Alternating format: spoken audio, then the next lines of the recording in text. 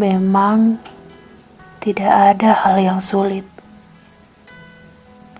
tapi bukan berarti semua hal itu mudah. Terkadang ada beberapa hal yang perlu kita rayakan sendiri, karena tidak semua orang paham dengan apa yang membuat kita bahagia, sehingga terasa penting untuk dirayakan sendiri. Singkatnya begini, semakin dewasa, kita semakin ngerti porsi dalam bergaul dan porsi waktu untuk diri kita sendiri. Dan tidak semudah itu untuk dapat memahami. Semuanya berproses. Kita pasti akan bertemu dengan banyak peristiwa yang tidak sulit, namun juga tidak mudah. Atau lebih jelasnya begini, kita yang berusaha mati-matian memanjat sebuah pohon, lalu semakin tinggi memanjat, pohon akan terasa bergerak karena tiupan angin. Sementara orang-orang dengan lancang hendak memotong pohonnya dari bawah. Ringkasnya begitulah jadi dewasa. Kembali lagi ke baris awal. Memang tidak ada hal yang sulit, tapi bukan berarti semua hal itu mudah.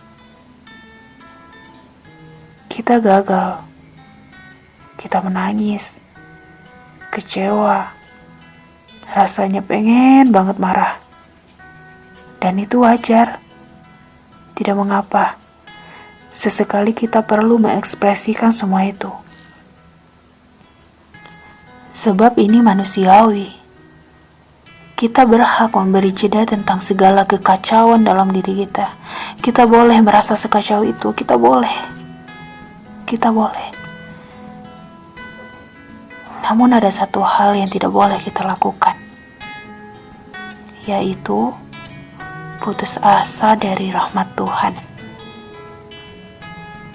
Sekalipun sedih, bahagia, kecewa, marah, bingung, kita boleh datang sama Tuhan untuk berbagi cerita.